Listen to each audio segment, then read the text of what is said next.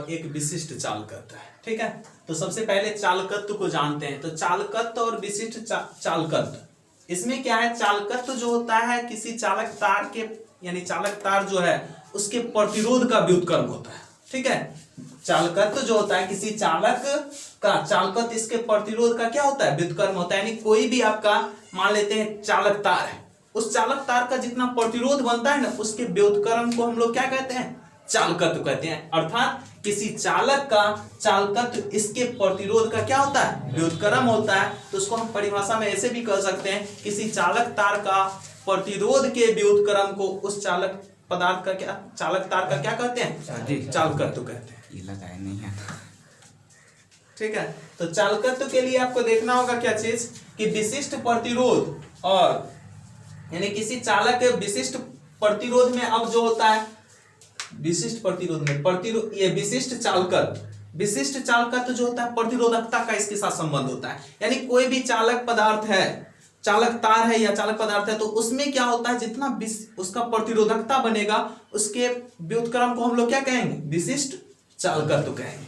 तो यानी आपका चालकत्व जो होता है किसी चालक तार का प्रतिरोध के व्युत्क्रम को हम लोग क्या कहेंगे, चालकत्व कहेंगे। इसको हम सूचित करते हैं कैपिटल जी के द्वारा।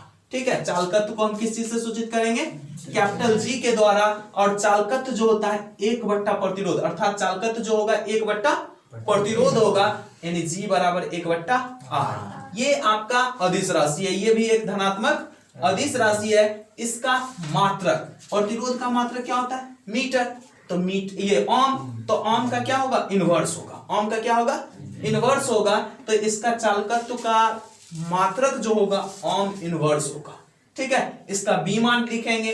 तो बीमा जो होता है प्रतिरोध के व्युत्क्रम बीमा को ही हम लोग क्या कहेंगे, चालकत्व का बीमा कहेंगे।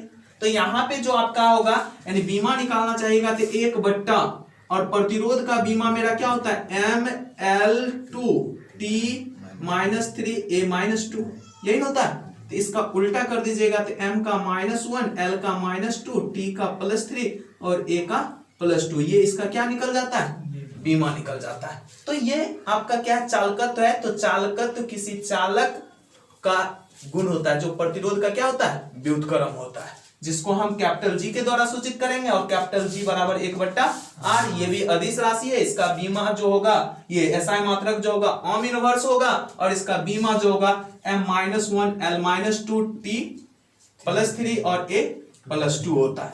ये भी आपका क्या करता है, जैसे प्रतिरोध उसके चालक तार के लंबाई पर निर्भर करता है, तो ये भी आपका क्या करेगा, चालक तार के लंबाई पर निर्भर करेगा, अनुप्रस्थ काट के क्षेत्रफल पर निर्भर करेगा, और चालक पदार्थ की प्रकृति पर। जैसे प्रतिरोध जिन जिन बातों पर निर्भर करता है, उसी तरह प्रतिरोध, ये चालकत्व भी उन बातों पर निर्भर करेगा। अब है क्या, विशिष्ट चालकत्व। विशिष्ट चालकत्व जो होता है प्रतिरोध, ये प्रतिरोधकता का व्युत्क्रम होता है। यानी कोई भी चालक तार है तो उसका जो प्रतिरोधकता बनेगा उसके व्युत्क्रम को हम लोग क्या कहेंगे, विशिष्ट चालकत्व कहेंगे। यानी किसी चालक पदार्थ की विशिष्ट चालकत्व, चालक पदार्थ के प्रतिरोधकता का क्या होता है, व्युत्क्रम होता है। इसको हम लोग स्मॉल सिग्मा के द्वारा सूचित करते हैं, और स्मॉल सिग्मा बराबर 1 बट्टा रो बनता है। हम लोग जानते हैं विशिष्ट प्रतिरोध को कौन चीज से सूचित, ये प्रतिरोधकता को कौन चीज से सूचित करते हैं, रो के द्वारा, यही ना, रो के द्वारा। तो सिग्मा बराबर क्या बन जाएगा, 1 बट्टा रो। अब ये भी आपका क्या है, एक धनात्मक अदिश राशि है, क्योंकि ये आपका प्रतिरोधकता जो होता है वो भी धनात्मक अदिश राशि होता है। तो उसका व्युत्क्रम भी होगा तो वो भी क्या होगा, धनात्मक अदिश राशि होगा। और इसका एसआई मात्रक जो होगा इसका होगा ओम इनवर्स मीटर इनवर्स। प्रतिरोधकता का होता था ओम मीटर होता था ना, तो इसका ओम इनवर्स मीटर इनवर्स। इसका बीमा देखेंगे तो बीमा M-1 L-3 T3 और A2 होगा, क्योंकि प्रतिरोधकता का बीमा होता था ML3 T-3 A-2। तो उसका उल्टा करेंगे तो यहां से हम बीमा इसका क्या कह सकते हैं कि इसका बीमा यानी विशिष्ट चालकत्व का बीमा M-1 L-3 T3 और A2 होगा।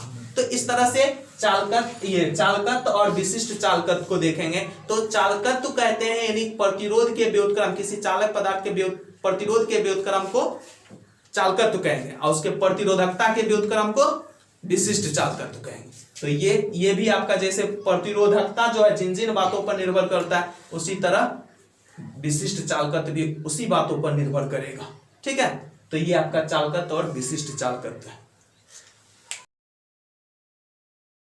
देखे थे प्रतिरोध और प्रतिरोधकता के बीच संबंध। ठीक है, कल इलेक्ट्रिक करंट का प्रतिरोध और प्रतिरोधकता के बीच संबंध आया था। उसके बाद उसमें हम चालकत्व को देखे थे, विशिष्ट चालकत्व को देखे थे। ठीक है, तो आज का टॉपिक आपका है प्रतिरोध पर ताप का प्रभाव और प्रतिरोधकता पर ताप का प्रभाव। यानी प्रतिरोध पर ताप का क्या प्रभाव पड़ता है कि प्रतिरोध में ताप अगर हम बढ़ाते हैं, किसी चालक पदार्थ का ताप को हम बढ़ा देते हैं तो प्रतिरोध पर क्या प्रभाव पड़ता है, तो प्रतिरोध उसका बढ़ जाएगा। जब किसी चालक के ताप में वृद्धि की जाती है तो चालक के प्रतिरोध में क्या होता है, रैखिक वृद्धि होता है। यानी जैसे जैसे हम ताप बढ़ाएंगे उसी तरह से उसका क्या होगा, प्रतिरोध का मान बढ़ते जाएगा। उसके लिए एक समीकरण होता है R2 बराबर R1 into 1 plus alpha into T2 minus T1, जहां पे R1 जो है वो चालक जो होगा T1 डिग्री सेल्सियस पर उसका प्रतिरोध होगा और R2 जो होगा वो T2 डिग्री सेल्सियस पर उसका प्रतिरोध होगा और अल्फा जो है ताप गुणांक है। ठीक है, तो किसी भी चालक पदार्थ का अगर आप ताप बढ़ाते हैं तो उसके प्रतिरोध में रैखिक वृद्धि होता है और उसमें आपका टेम्परेचर T1 से T2, ताप बढ़ाएंगे पहले कुछ होगा टेम्परेचर, उसके बाद कुछ हो जाएगा। ठीक है, तो वही T1 से T2 जब हम टेम्परेचर करते हैं तो उसमें क्या होता है, प्रतिरोधकता में या प्रतिरोध में वृद्धि होता है। पहले आपका T1 पर यानी R1 प्रतिरोध कब होता है, जब उसका टेम्परेचर T1 होता है और R2 प्रतिरोध कब होता है, जब उसका टेम्परेचर T2 होता है और अल्फा ताप गुणांक है। ठीक है, उसी तरह से प्रतिरोधकता है, प्रतिरोधकता पर ताप का प्रभाव है। जब किसी भी चालक का आप क्या कीजिएगा, ताप में वृद्धि कीजिएगा तो चालक के प्रतिरोधकता में भी वृद्धि होता है। ठीक है, यानी किसी भी चालक के ताप में वृद्धि करने पर उसके प्रतिरोधकता में भी वृद्धि होती है। उसे भी एक सूत्र के द्वारा, जैसे प्रतिरोध का होता है उसी तरह से प्रतिरोधकता का होता है, जहां पे ρ2 बराबर ρ1 into 1 plus alpha into T2 minus T1। तो ρ1 जो है वो चालक के T1 डिग्री सेल्सियस पर प्रतिरोध है और ρ2 जो है वो चालक के T2 डिग्री सेल्सियस पर प्रतिरोधकता है। यहाँ भी प्रतिरोधकता है, यहाँ भी प्रतिरोधकता है और अल्फा प्रतिरोधकता ताप गुणांक है। तो इस दोनों से यानी ताप का प्रभाव पड़ा प्रतिरोध पर और प्रतिरोधकता पर। प्रतिरोध पर भी जैसे क्रिया होता है उसी तरह से प्रतिरोधकता पर होता है। तब इससे क्या होगा कि जब किसी चालक में आपका यहाँ पे दिया, जब किसी चालक यहाँ पे धातु लेते हैं, ठीक है, यहाँ पे चालक में हम क्या ले लेते हैं, धातु को लेते हैं। किसी भी धातु चालक जो है वो धातु के रूप में और उसके ताप में वृद्धि किया जाता है तो प्रतिरोध और प्रतिरोधकता में वृद्धि होता है। लेकिन चालकत्व और विशिष्ट चालकत्व में क्या होता है, कमी आता है। क्यों?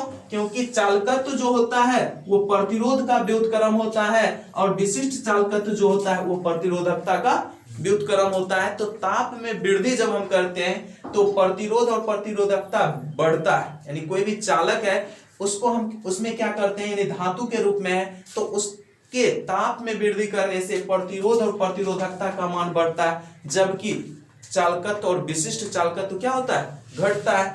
क्यों घटता है? इसका कारण यह है कि चालकत्व जो होता है प्रतिरोध का व्युत्क्रम होता है और विशिष्ट चालकत्व जो होता है प्रतिरोधकता का व्युत्क्रम होता है। तो अर्धचालक में जब इसका क्रिया उल्टा होता है, जब सेमीकंडक्टर लीजिएगा उसके ताप में वृद्धि करने से प्रतिरोध और प्रतिरोधकता दोनों घटता है, उल्टा क्रिया होता है। ताप बढ़ाएंगे तो प्रतिरोध और प्रतिरोधकता का मान अर्धचालक के लिए घटेगा, जबकि विशिष्ट चालकत्व और चालकत्व का मान बढ़ेगा।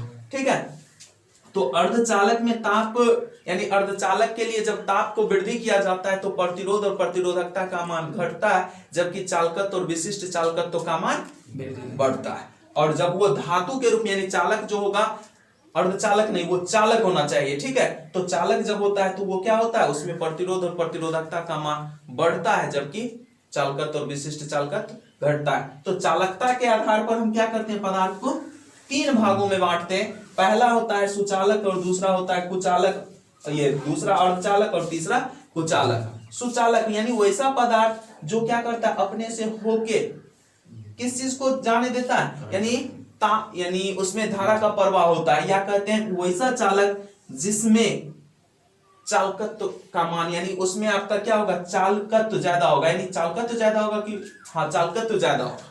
कहने का मतलब वो अपने से ताप में वृद्धि करने से इसमें कोई फर्क नहीं पड़ता होगा, यानी इसमें ताप को बढ़ा दीजिए चालकत्व में, ये चालक में, तो चालक में ताप बढ़ाने से क्या होता है, प्रतिरोध का मान बढ़ जाता है, और प्रतिरोध जब बढ़ेगा तो क्या होगा, धारा को कम जाने देगा। ठीक है, तो चालकता के आधार पर, यानी जिसकी चालकता ज्यादा होती है उसको सुचालक कहते हैं, जिसकी चालकता उससे कम होता है, चालक और कुचालक के बीच में होता है, उसको अर्धचालक कहते हैं, और कुचालक वो है जिसकी चालकता बहुत ही कम होती है। तो चालक ये सुचालक किसको कहिएगा, जिसकी चालकता अधिक होती है, यानी जिसकी चालकता अधिक होगी उसको सुचालक कहेंगे। अर्धचालक जिसकी चालकता सुचालक और कुचालक के बीच होता है उसको अर्धचालक, और कुचालक उसको कहेंगे जिसकी चालकता बिल्कुल नहीं होती है, तो उसको हम लोग क्या कहते हैं, कुचालक कहते हैं। ये चालकता के आधार पर है। ठीक है, चालकता के आधार पर पदार्थ को हम कितने भागों में बांटे, 3 भागों में बांटे। अगला आपका टॉपिक बनता है अब कि चालकता के आधार पर पदार्थ को बांटती है, तो अब प्रतिरोध का संयोजन हमको पढ़ना पड़ेगा। ठीक है, प्रतिरोधों का संयोजन देखना है कि प्रतिरोध को हम कैसे कैसे जोड़े। ठीक है, तो प्रतिरोधों का संयोजन में आपका होता है 3 तरह का प्रतिरोध का संयोजन होता है, जिसमें आपका एक होता है श्रेणी क्रम संयोजन, दूसरा होता है समांतर क्रम संयोजन, और तीसरा होता है मिश्रित क्रम संयोजन। ठीक है, तो संयोजन ये किस तरह से होगा उस चीज को आपको देखना है। श्रेणी क्रम संयोजन यानी जब हम क्या करते हैं, कई दिए गए प्रतिरोध को एक चालक तार में इस तरह से लगाते हैं कि चालन का रास्ता सिर्फ एक ही होता है। ठीक है, चालन का रास्ता केवल एक होता है, तो उसको हम लोग क्या कहते हैं, श्रेणी क्रम संयोजन। लेकिन प्रतिरोधों की संख्या के बराबर चालन की रास्ता होता है, तो उसको हम कहते हैं समांतर क्रम संयोजन। और कुछ चालक यानी प्रतिरोध को श्रेणी में और कुछ को समांतर में जोड़ के जो एक बनाया जाता है, तो उसको क्या कहते हैं, मिश्रित क्रम संयोजन। तो नेक्स्ट टॉपिक आपका होगा क्या चीज, कि ये प्रतिरोधों का संयोजन। प्रतिरोध हम पढ़ चुके हैं, अब क्या करना है कि प्रतिरोधों को जोड़ना है। तो प्रतिरोधों का संयोजन देखते हैं। तो सबसे पहला होगा क्या चीज, श्रेणी क्रम संयोजन। क्वेश्चन होगा श्रेणी क्रम संयोजन किसे कहते हैं, श्रेणी क्रम संयोजन के लिए समतुल्य प्रतिरोध का व्यंजक प्राप्त करें। ठीक है, तो देखिए संयोजन, प्रतिरोधों का संयोजन में आपको हम बताए क्या 3 प्रकार का होता है। पहला हो गया आपका क्या, श्रेणी क्रम संयोजन। श्रेणी क्रम संयोजन में क्या करना है कि जितना प्रतिरोध दिया जाता है उस प्रतिरोध को 2 बिंदुओं के बीच इस प्रकार जोड़ना है कि चालन का केवल एक रास्ता हो। तो हम इसका डिफिनेशन क्या कह सकते हैं कि दिए गए प्रतिरोधों को 2 बिंदुओं के बीच इस प्रकार जोड़ा जाए कि चालन का सिर्फ एक रास्ता हो, तो उसको हम क्या कहेंगे, श्रेणी क्रम, प्रतिरोधों का श्रेणी क्रम संयोजन। ठीक है, दूसरा आपका हो जाएगा समांतर क्रम संयोजन। तो उस समांतर क्रम यानी इसमें क्या होगा, समांतर क्रम संयोजन। तो इसमें देखिए समांतर क्रम यानी दिए गए प्रतिरोध, जैसे उसका डिफिनेशन बोले उसी तरह से दिए गए प्रतिरोध को 2 बिंदुओं के बीच इस प्रकार जोड़ा जाता है कि चालन का रास्ता प्रतिरोधों की संख्या के बराबर हो। तो ऐसे संयोजन को क्या कहते हैं, समांतर क्रम संयोजन। यानी दिए गए प्रतिरोधों को 2 बिंदुओं के बीच इस प्रकार जोड़ा जाए कि चालन का रास्तों की संख्या दिए गए प्रतिरोधों की संख्या के बराबर होता है, तो उसको हम कहते हैं क्या, समांतर क्रम संयोजन। और तीसरा हो जाता है आपका मिश्रित क्रम संयोजन। मिश्रित क्रम संयोजन, तो मिश्रित क्रम संयोजन इसमें क्या होता है, दिए गए प्रतिरोध को कुछ को श्रेणी क्रम में और कुछ को समांतर क्रम में जोड़कर एक युक्ति बनाया जाता है, जिसको हम लोग क्या कहते हैं, मिश्रित क्रम संयोजन। तो मिश्रित क्रम, समांतर, ये श्रेणी क्रम संयोजन, समांतर क्रम संयोजन और मिश्रित क्रम संयोजन। अब आपका क्वेश्चन बनता है क्या, श्रेणी क्रम संयोजन किसे कहते हैं, तो परिभाषा लिखना होगा।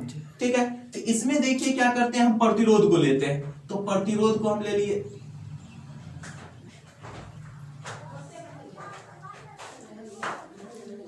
ठीक है, ये प्रतिरोध है, इसको हम एक बैटरी से जोड़ देते हैं।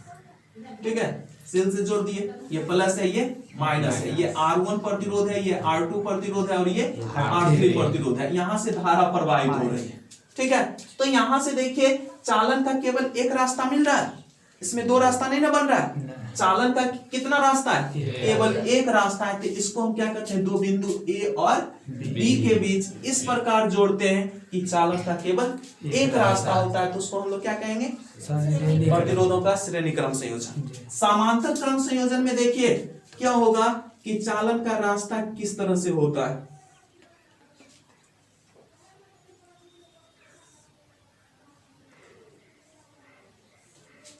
चालन का रास्ता दिए गए प्रतिरोधों की संख्या के बराबर होगा, तो उसको हम लोग क्या कहेंगे, समांतर क्रम संयोजन।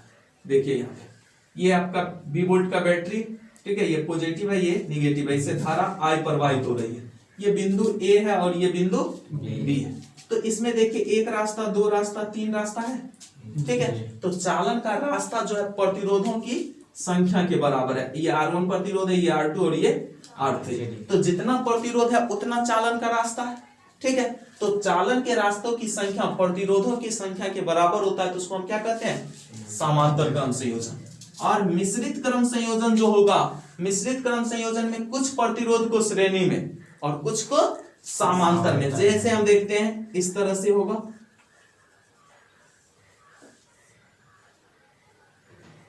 कुछ को श्रेणी में लेते हैं और कुछ को समांतर में लेते हैं।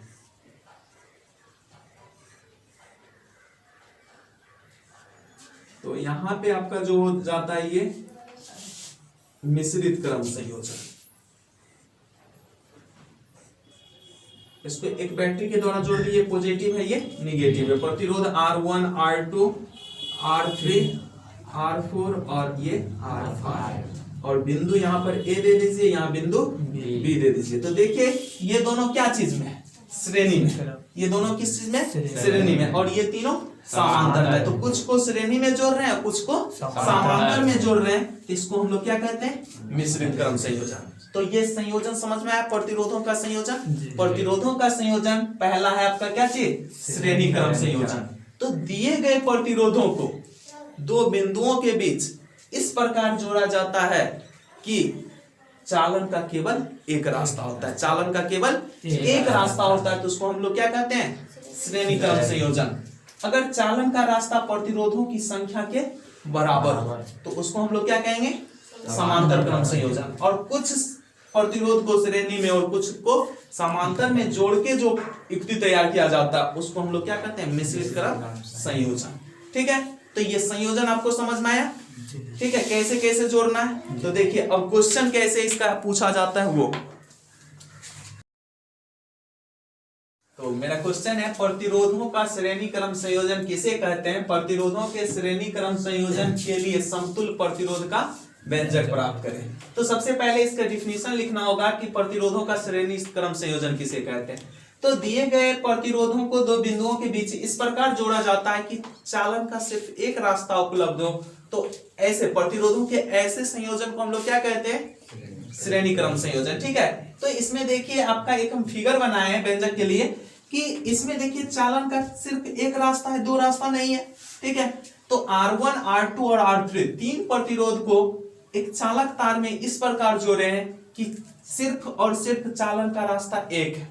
ठीक है, तो यहां से I धारा प्रवाहित हो रही है, लेकिन इस दोनों ये प्रतिरोध के बीच विभवांतर पतन जो विभव पतन हो रहा है वो V1 हो रहा है, यहाँ पे विभव पतन V2 हो रहा है, यहाँ पे V3 हो रहा है।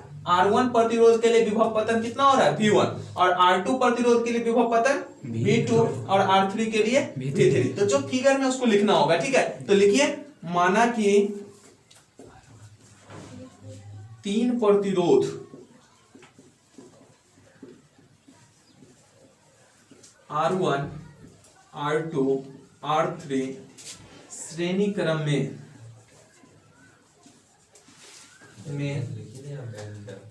जोड़ा गया है।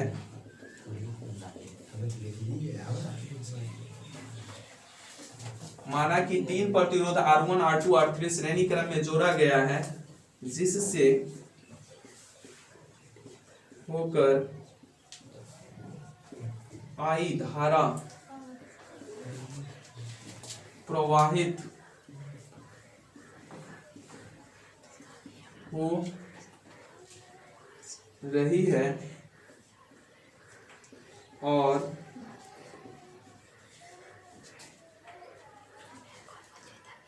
प्रतिरोध और प्रतिरोध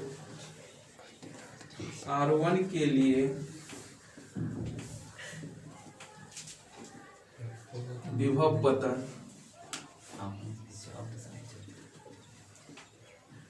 V1, R2 के लिए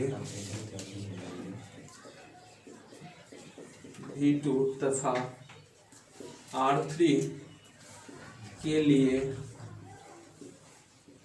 V3 हो तो श्रेणी क्रम में संयोजित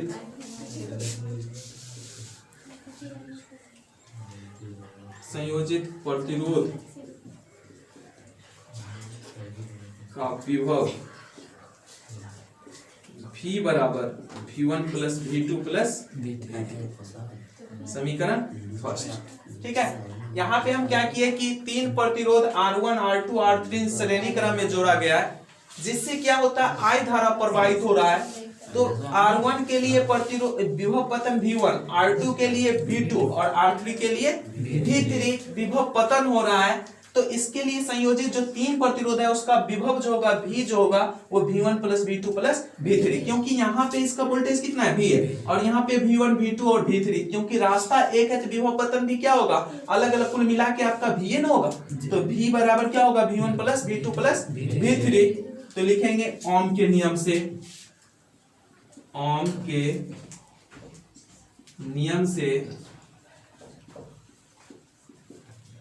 R1 प्रतिरोध के लिए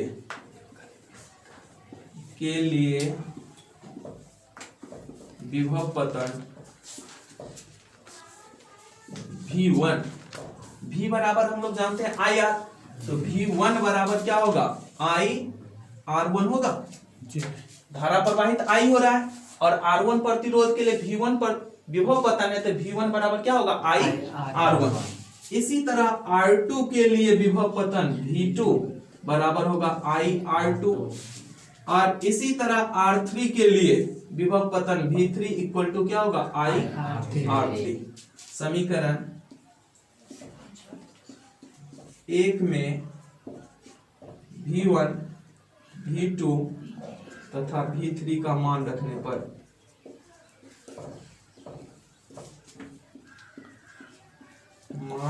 पर V बराबर क्या बन जाएगा का देखिए यहाँ से IR1 plus IR2 plus IR3, तो V बराबर I into R1 plus R2 plus R3। इसको समीकरण सेकेंड बना दीजिए।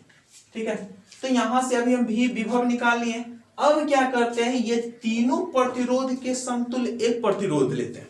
ठीक है, और उसी बैटरी से उसको जोड़ते हैं, तब देखते हैं उसका प्रतिरोध क्या होता है। तो यदि तीनों प्रतिरोध के समतुल्य एक प्रतिरोध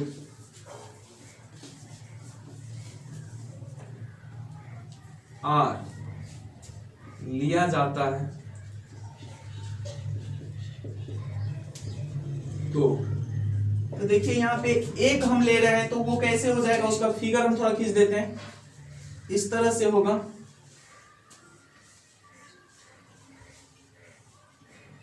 इस तरह से होगा। विभव यहाँ भी है, यहाँ पे प्लस माइनस धारा I प्रवाहित हो रही है और ये प्रतिरोध क्या लगा हुआ है R लगा हुआ। R1 और R2 R3 के समतुल्य हम क्या ले लिए हैं R ले लिए, या फिर आप इस सीरीज कहते हैं तो इसको RS कर दीजिए।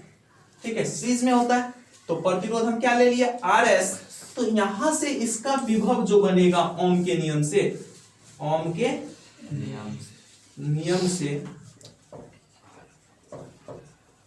वो आपका बन जाएगा V बराबर क्या चीज IRS बनेगा, समीकरण थर्ड।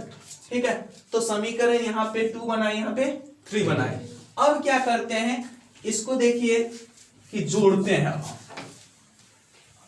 समीकरण 2 और ये 2 और 3 से दोनों में विभव है, लेफ्ट साइड में क्या है विभव है, तो हम निकालते हैं समीकरण 2 और 3 से क्या बनेगा। देखिए 2 में आपका दिया गया है V बराबर I, ये LHS होगा और ये RHS होगा। तो हम यहाँ पे लिखें क्या चीज, I RS बराबर I R1 plus R2 plus R3। तो यहां से क्या मिल गया, RS बराबर R1 plus R2 plus R3। यही इसका क्या कहलाता है, समतुल्य प्रतिरोध कहलाता है। यही इसका क्या कहलाएगा, समतुल्य प्रतिरोध कहलाएगा। समतुल्य प्रतिरोध जो होगा श्रेणी क्रम में जब जोड़ा जाता है तो तीनों प्रतिरोधों के योग के बराबर होता है समतुल्य प्रतिरोध। ठीक है, यानी जितना प्रतिरोध होगा सभी के प्रतिरोधों के योग के बराबर क्या हो जाता है, उसका समतुल्य प्रतिरोध। तो हम कह सकते हैं कि समतुल्य प्रतिरोध जब श्रेणी क्रम में संयोजित प्रतिरोधों का समतुल्य प्रतिरोध प्रत्येक प्रतिरोध के मान से बड़ा होता है। ये कभी भी छोटा हो सकता है, इस किसी से नहीं ना हो सकता है, तो ये मान क्या रहता है, बड़ा रहता है। अब इसमें नॉट आता है क्या चीज, जब इसको हम R1 R2 R3 किए तो इस तरह से समतुल्य प्रतिरोध आया। जब हम इस तरह का n प्रतिरोध जोड़ दें, ठीक है, तो लिखते हैं नॉट फर्स्ट, यदि n प्रतिरोधों को श्रेणी क्रम में जोड़ा जाता है तो समतुल्य प्रतिरोध वो देखिए क्या बनेगा, समतुल्य प्रतिरोध RS बराबर R1 plus R2 plus R3 plus dot dot कहां तक, RN तक, ऐसा होगा। तो ये आपका उसका क्या बन जाता है, समतुल्य प्रतिरोध। ठीक है, तो ये समतुल्य प्रतिरोध निकाल लिए। अगर सभी प्रतिरोध का मान समान हो, दूसरा नॉट है, नॉट सेकेंड, यदि जोड़े गए n प्रतिरोध का मान समान हो तो RS बराबर हम जानते हैं R1 plus R2 plus R3 plus dot dot कहां तक, RN तक, और ये RS बन जाएगा अगर सब का प्रतिरोध समान R है, यहां तक आएगा n टाइम्स, यही ना। तो इसको हम क्या कह सकते हैं, RS बराबर NR, जितना प्रतिरोध होगा उतना में हम गुना कर देंगे एक प्रतिरोध से। तो यहां से आपका मिल गया समतुल्य प्रतिरोध, यानी जब उसको हम सबसे पहले क्या किए कि श्रेणी क्रम में जोड़े, ठीक है, और उसके लिए एक हम विभव पतन निकाले तो V का मान आया था V बराबर I R1 plus R2 plus R3। इस तीनों प्रतिरोध के समतुल्य एक प्रतिरोध ले लिए हैं। जब तीनों प्रतिरोध के समतुल्य एक प्रतिरोध लिए हैं और उसी वोल्टेज के बैटरी से जोड़े हैं तो उसका विभव पतन जो आया ओम के नियम से वो आपका V बराबर I RS, यही ना। और समीकरण 3 और 2 को देखिए, 3 और 2 से या 2 या 3 से देखिए I RS बराबर I R1 plus R2 plus R3, तो यहां से मिल गया समतुल्य प्रतिरोध। तो कंडीशन ये हम लगाए, यदि n प्रतिरोध को जब श्रेणी क्रम में जोड़ा जाएगा तो 3 था तो 3 को जुड़ा, n रहेगा तो कितना बार जुड़ेगा, n को जुड़ेगा, तो इसको n तक पहुंचा दिए। अगर मान लिए कि अगर n जोड़ते हैं और सभी प्रतिरोध का मान समान होता है और वो समान क्या हो जाता है, R हो जाता है, समान हो तो प्रतिरोध का मान समान होगा तो R, अगर हम इसको समतुल्य प्रतिरोध R1 बराबर R2 बराबर R3 बराबर हम क्या ले लेते हैं, R ले लेते हैं, ठीक है, डॉट डॉट करके कितना ले लेते हैं, R ले लेते हैं। तो उसके लिए आपका क्या बन जाएगा कि R1 R2 R3 सबका मान R होगा और वो NR बन जाएगा। ठीक है, तो ये आपका है क्या चीज, ये प्रतिरोधों का श्रेणी क्रम संयोजन किसे कहते हैं और इसके लिए समतुल्य प्रतिरोध का व्यंजक प्राप्त करें। ठीक है, तो समतुल्य प्रतिरोध का व्यंजक मिल गया, बहुत आसान है, लिखिए।